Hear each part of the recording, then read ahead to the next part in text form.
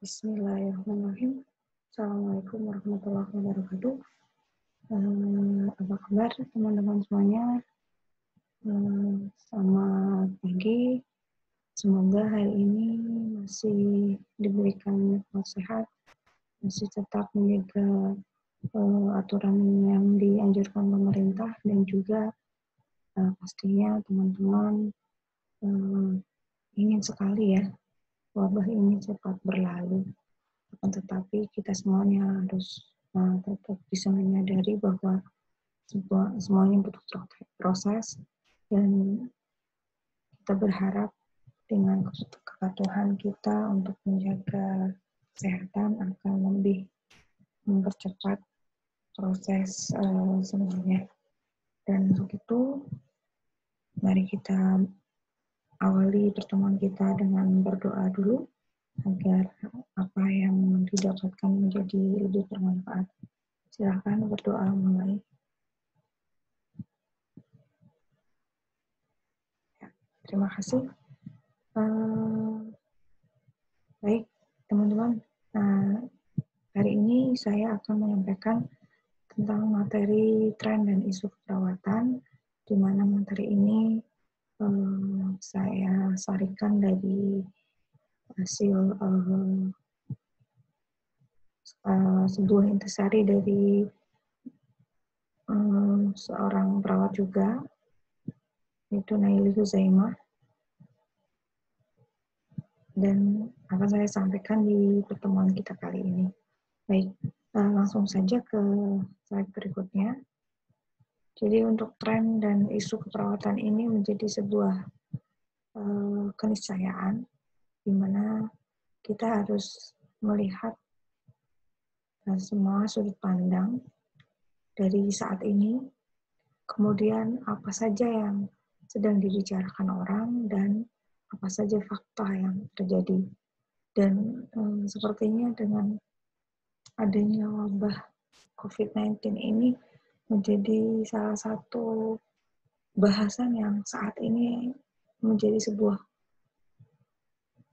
obrolan yang pastinya setiap hari ya kita temui, baik di media sosial, elektronik, dan sebagainya. Dan ini menjadi salah satu hal yang bisa kita ambil contohnya, di mana saat ini tenaga perawat khususnya menjadi tenaga yang paling terdepan, dan apa yang terjadi saat ini merupakan sebuah tantangan dan juga sebuah pembuktian bahwa perawat itu memang harus mempunyai skill yang kompeten, skill yang memang bisa diandalkan dan pastinya menjadi tumpuan banyak orang, karena perawat menjadi salah satu bagian integral yang langsung berhubungan dengan pasien. Ya, jikalau bagian farmasi mungkin hanya ada di bagian farmasi saja, obat-obatan, akan tetapi bagi seorang perawat dia ada di semua lini ya, mulai dari IGD, kemudian nantinya di ruang perawatan, mungkin ada tindakan OK dan sebagainya, semuanya ada peran perawat di situ.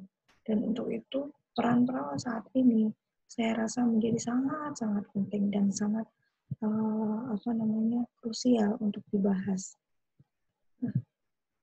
Lalu apa yang dibicarakan orang? Nah, mungkin teman-teman baru-baru ini sudah mendapat kabar yang bagi saya sendiri itu merupakan sebuah cambuk dan juga sebuah karena kondisi sekarang dengan perjuangan para nakes kita, terutama teman-teman perawat yang rela mengorbankan dirinya bahkan nyawanya, tapi belum dibarengi dengan penghargaan dari dunia luar, khususnya masyarakat awam.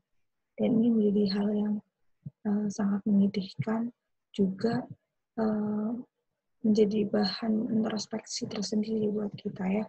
Sebenarnya kenapa ya masyarakat Indonesia, terutama masyarakat awam, belum melihat peran sejauh mana peran kita gitu ya. Padahal mungkin sudah banyak ya tenaga-tenaga perawat yang sudah menyelesaikan pendidikannya hingga ke luar negeri dan sebagainya. Tapi apalah daya, terkadang ternyata di negara kita sendiri masyarakatnya belum melihat perkembangan perawat sejauh itu. Kemudian berdasarkan fakta ya, fakta di lapangan kita masih melihat banyak perawat-perawat yang memang belum sesuai standar, baik standar pendidikan dan sebagainya ya. Mungkin masih ada beberapa yang lulusan D3, kalau SPK mungkin sudah tidak ada. Itu baru dari sisi pendidikan, jenjang pendidikan. Belum dari sisi kompetensi dan sebagainya. Banyak fakta yang bisa kita bahas. Mungkin juga banyak masih ada beberapa malpraktek yang dilakukan oleh perawat. Nah, ini menjadi salah satu tren yang masih bisa kita bahas untuk pertemuan kali ini. Keperawatan dari masa ke masa. Kita tahu perkembangan keperawatan yang sudah dibahas di materi-materi sebelumnya, di abad 21 ini sudah banyak mengalami perubahan, di mana ada pasar bebas ASEAN, kemudian perubahan tradisi ya, mulai dari masyarakat tradisional menjadi masyarakat maju ya, yang diwarnai dengan perkembangan ilmu pengetahuan, kemudian banyaknya komplain dari klien, dari masyarakat, dari keluarga terhadap pelayanan keperawatan yang mungkin dinilai kurang memuaskan, dan juga mudahnya mereka mengakses informasi-informasi kesehatan tanpa harus berhubungan langsung dengan tenaga kesehatan. Ini juga menjadi salah satu perubahan tradisional ya di masa ini. Perubahan yang tadinya bersifat tradisional ke masyarakat maju. Adapun dampak dari perkembangan tersebut bisa dilihat dari berbagai aspek. Nah, kalau dilihat dari sudut pandang kesehatan banyak sekali ya, mulai dari pelayanan ya. Kalau dulu mungkin harus antri berjam-jam, tapi sekarang mungkin bisa via online. Meskipun masih ada beberapa kendala, terutama dalam hal pembayaran ya, apalagi untuk masyarakat-masyarakat yang mendapatkan bantuan seperti BPJS, seringkali dampak dari berbagai aspek itu belum mencakup ke arah sosial ekonomi mereka, ya, karena banyak hal ya, termasuk dengan kebijakan pemerintah, kebijakan negara, ya, terkait dengan ongkos untuk ke rumah sakit dan sebagainya. Wah, banyak sekali hal yang berhubungan dengan kemajuan keperawatan di era 21 ini. Namun di abad 21 ini juga perawat mengalami berbagai macam kemajuan ya. Beberapa dokter tingkat dunia yang berasal dari Indonesia juga sudah ada di Indonesia. Mungkin next time ya bisa menghadirkan beliau-beliau di UHB sehingga dapat memberikan pencerahan khususnya bagi mahasiswa UHB. Oke, saya lanjut. Nah, bagaimana dimensi tren dan isu keperawatan? Jika dilihat dari beberapa dimensi terkait dengan tren dan isu keperawatan, kita akan melihat beberapa sudut pandang terkait dengan tren dan isu keperawatan. Yang paling atas ini kita melihat ada lingkaran gagap teknologi, ya. Faktanya masih banyak pelayanan-pelayanan yang masih berbau manual, ya. Padahal di beberapa negara itu sudah ditinggalkan, artinya mereka sudah sangat maju terkait dengan teknologi, bahkan untuk menentukan diagnosa keperawatan, tindakan sesuai dengan tanda-tanda yang sudah diberikan pasien, itu sudah ada standarisasi. Nah, untuk itu penting sekali bagi perawat, juga teman-teman yang lain bisa memahami bagaimana perkembangan teknologi itu sangat bermanfaat untuk ilmu keperawatan pada khususnya. Kemudian tidak kenal body of knowledge ya. Banyak lulusan perawat yang masih tidak kenal dengan body of knowledge. Apa teman-teman body of knowledge-nya? Ya, pertemuan sebelumnya saya rasa sudah banyak dikupas bagaimana perawat itu mempunyai body of knowledge dari keilmuan-keilmuan yang ada di dalamnya. Sehingga seorang perawat itu diharapkan punya tidak hanya pribadi yang baik, yang cantik dan menarik, tapi juga dia mempunyai jati diri yang nantinya akan membedakan dengan profesi yang lain. Berikutnya lisensi. Nah, lisensi ini terkait dengan perizinan ya, bagaimana seorang perawat bisa kemudian melaksanakan praktik keperawatan di lingkungan rumahnya atau melaksanakan praktik keperawatan yang mungkin masih harus kerjasama dengan pihak lain ya. It's okay, nggak masalah. Akan tetapi dalam kenyataannya untuk pengembangan lisensi ini memang terkadang terkendala di birokrasi ya, sehingga itu mempersulit bagi perawat untuk segera mempunyai semacam STR dan sebagainya ya. Berikutnya adanya malpraktek. Malpraktek ini menjadi salah satu fenomena yang dari zaman dulu ya masih sering kita jumpai.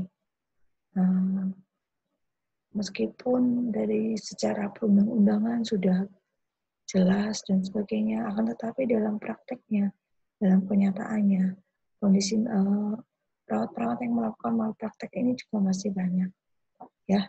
Dan ini membutuhkan sebuah ketegasan dari lembaga, yaitu negara.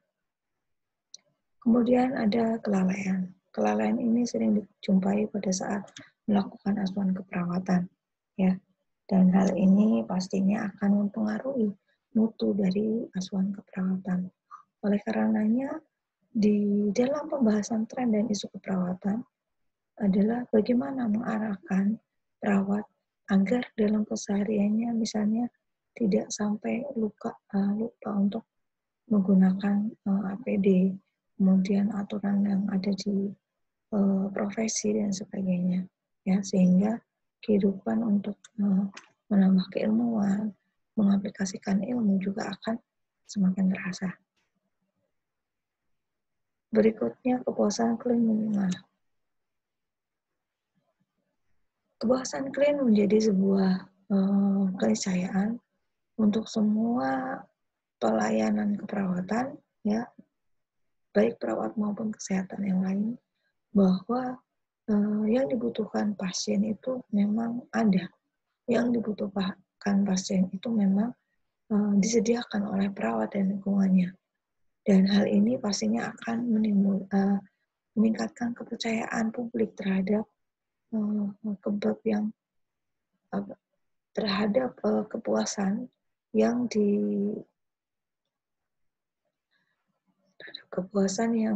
didapatkan oleh klien dan stakeholder ya pastinya. Tuh. Nah, ini dari beberapa dimensi yang juga mewarnai terjadinya tren dan isu keperawatan saat ini. Nah, apa yang kemudian bisa kita lakukan untuk menghadapi tantangan dan tren isu ke depan? Nah, yang pertama adalah bagaimana mengembangkan pendidikan keperawatan. Ya, pengembangan pendidikan keperawatan dimulai dari pendidikan akademik, ya, dan ini sudah diketok palu sesuai dengan undang-undang keperawatan yang berlaku bahwa nantinya di Indonesia ini hanya ada perawat vokasional dan perawat perawat D3 adalah perawat vokasional, kemudian perawat S1 menjadi perawat yang nantinya akan memberikan asuhan keperawatan secara lebih holistik dan ditambah dengan pendidikan profesi yang seperti yang dilakukan oleh rekan sejawat kita di dokter ya, di kedokteran. Bahwa pendidikan profesi inilah nantinya akan lebih membuat seorang perawat itu menjadi lebih handal, tidak hanya secara knowledge, tapi juga secara skill, ya, secara attitude dan sebagainya. Itu bisa didapatkan di pendidikan profesi. Kemudian memantapkan sistem pelayanan perawatan yang profesional. Nah, bagaimana caranya untuk memantapkan sistem perawatan profesional ini? Beberapa langkahnya adalah bagaimana mengatur registrasi dan lisensi. Registrasi setiap tahun jumlah perawat itu meningkat, dan itu bagaimana untuk memberikan lisensi bahwa memang perawat-perawat yang sudah lulus itu sudah sesuai dengan standar atau belum, ya. Bagaimana lisensinya dari pihak kampus sendiri, dari lembaga pendidikan itu sendiri, dengan keterlibatan anggota lain. Kemudian ada sertifikasi. Sertifikasi juga dilakukan untuk meningkatkan, untuk memberikan bukti bahwa teman-teman perawat itu terus berusaha meningkatkan kapasitasnya, ya, dalam hal bagaimana meningkatkan tingkat kepuasan pasien terhadap perawatannya. Kemudian penerapan model praktek keperawatan profesional. Model ini pastinya juga akan menjadi salah satu tren dan juga langkah untuk memantapkan sistem pelayanan profesional kita ke depannya, yang mungkin tadinya pakai penilaian manual untuk pengkajian dan sebagainya, itu bisa dilakukan dengan kemajuan IT seperti sekarang ini. Berikutnya, bagaimana menyempurnakan organisasi keperawatan. Melalui PPNI, PPNI terus berbenah, terus kemudian membuatkan kenyamanan dan juga perlindungan bagi tenaga-tenaga perawat yang mungkin baru lulus atau belum mengetahui seluk-beluk di dunia pekerjaan. Insya Allah perawat PNI juga ikut andil di jalannya.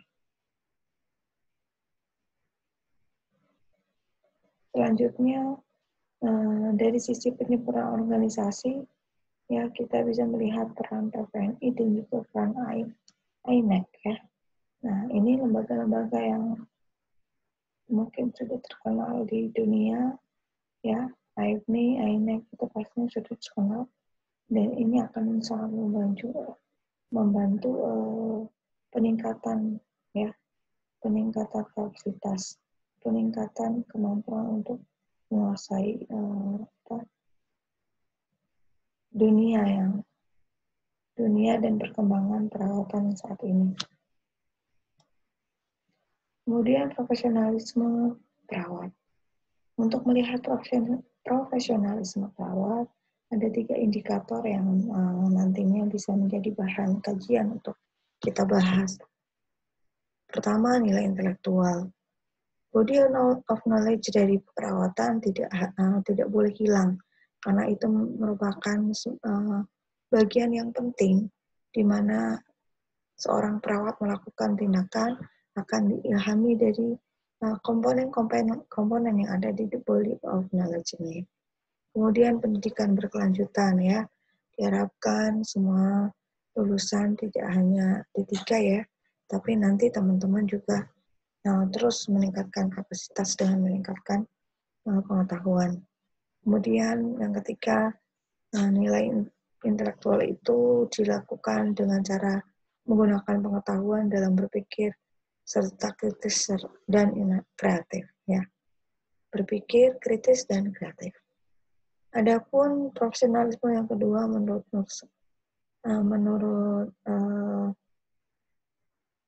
beberapa sumber, yaitu tentang komitmen moral. Komitmen moral ini menjadi komponen yang harus kita jaga, karena di dalamnya ketika kita melakukan komponen moral, kita akan lebih mudah diterima, ya. Misal tetap menghormati orang lain, pasien lain, perawat lain, dan sebagainya. Kemudian ada kode etik keperawatan.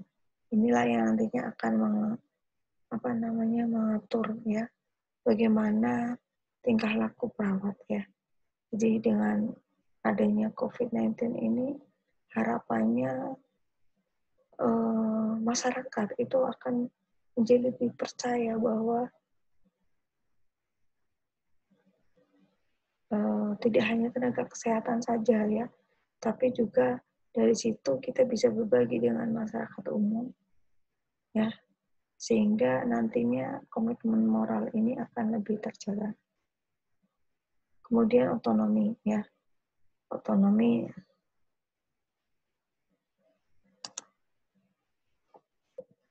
ini terkait dengan kemandirian perawat ketika mengambil keputusan klinik. Kemudian ada tanggung jawab ya, tanggung jawab ini juga bisa kita lihat bagaimana seorang perawat mungkin yang lain harus cuti, tapi ini harus masuk dan sebagainya.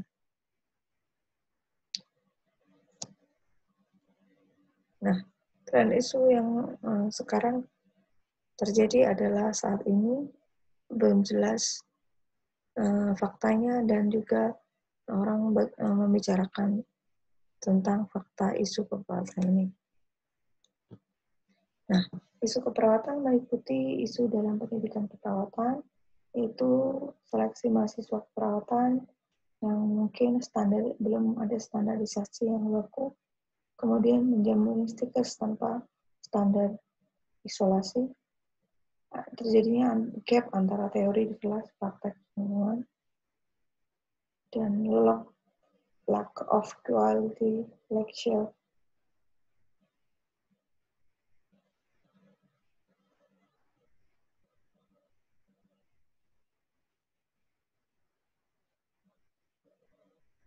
Berikutnya yang harus dijaga yang harus kita perhatikan yang mewarnai isu dalam pendidikan keperawatan adalah seleksi mahasiswa yang mungkin belum terstandarisasi, baik dari terutama untuk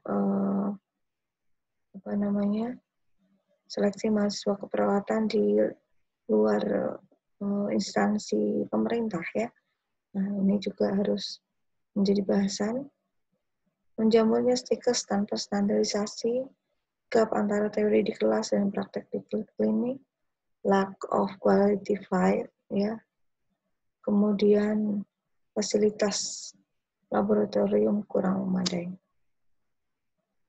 Adapun isu dalam pelayanan keperawatan meliputi masih banyaknya perawat vokasional, kemudian program pendidikan kesehatan belum adekuat, kurang mampu dalam teamwork ya, kemudian kolaborasi secara profesional dengan dokter pengguna teknologi yang belum maksimal.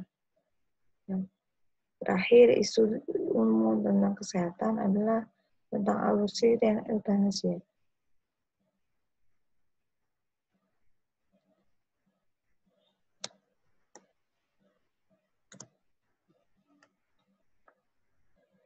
Nah, bagaimana wajah perawat hari ini? Nah, ada beberapa poin yang harus kita garis bawahi terkait dengan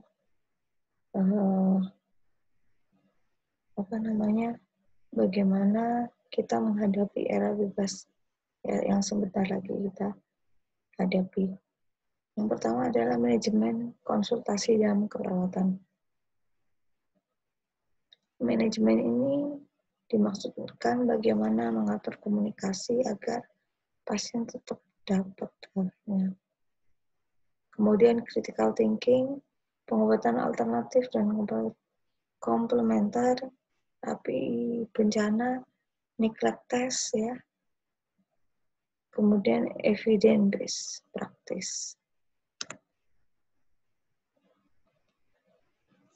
Nah, berikutnya globalisasi dalam keperawatan. Ada banyak faktor yang masuk ke dalam globalisasi keperawatan. Yang pertama ada teknologi yang sudah kita bahas ya. Kemudian komunikasi. Kemudian perubahan kesehatan yang masif. Nah, jika seorang sakit pasti akan mengalami ini. ya, adanya perubahan sehat yang perubahan kesehatan yang masif. Ini juga mesti dipertimbangkan. Kemudian kehidupan sosial anak, peran orang tua, peran dan budaya orang tua, budaya dan fashion, express mourning, penyebaran penyakit dan juga bagaimana globalisasi itu bisa menyentuh banyak aspek, terutama rumah sakit dituntut untuk memberikan pelayanan semakin menumpuk ya, banyak pasien-pasien yang belum diberikan haknya sesuai dengan porsinya, akan tetapi yang terjadi adalah bagaimana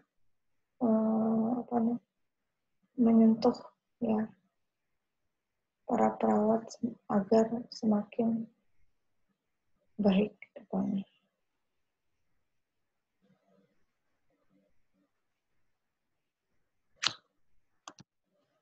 Selanjutnya, tantangan internal dan eksternal. Ada tantangan internal berupa problem kesehatan lintas space, dan juga eksternal berupa kerjasama yang bisa di antar negara.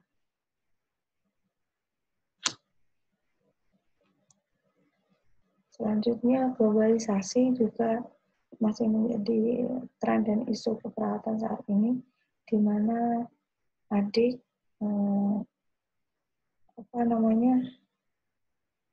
di mana kita sebagai seorang perawat dituntut untuk meningkatkan pengetahuan ya. Nah, apa manfaat ketika kita melihat globalisasi ini? Ada beberapa sisi positif yang bisa kita lihat, di mana dengan adanya globalisasi akan meningkatkan perdagangan ya. Karena hari ini ibaratnya dunia itu sudah ada di genggaman. Tanpa kemana-mana kita sudah bisa melakukan apa saja, membeli apa saja, hanya dari gadget kita.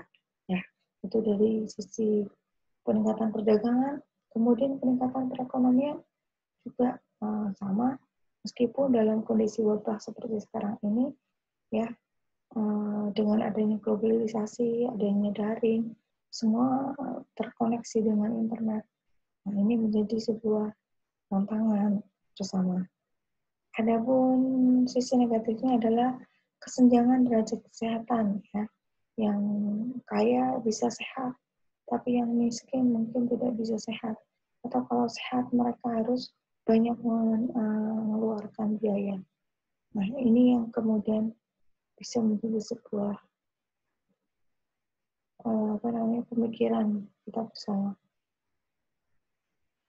Berikutnya, kesenjangan derajat kesehatan. Pemilik transnasional company beserta para pemodalnya adalah yang paling diunggulkan, bukan masyarakat yang umum. Ya, kita tahu banyak sekali pengusaha-pengusaha Cina yang hidup di Indonesia, dan juga mereka tidak kalah dengan penduduk pribumi ya. Dan ini memperlihatkan bagaimana sebenarnya kompetisi yang dilakukan kita bukan hanya dari sisi luar saja, tetapi juga harus dari sisi dalamnya ya. Terutama bagaimana tetap menjaga bahwa semua yang dilakukan itu bermanfaat.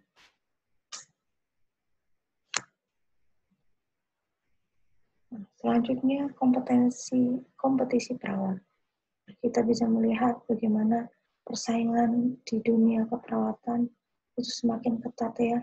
Satu rumah sakit begitu membuka pengumuman untuk penerimaan perawat baru, itu berbondong-bondong ya, berpuluh-puluh bahkan beratus-ratus lulusan dari Jawa, Sumatera dan sebagainya yang kemudian ingin mengabdikan dirinya.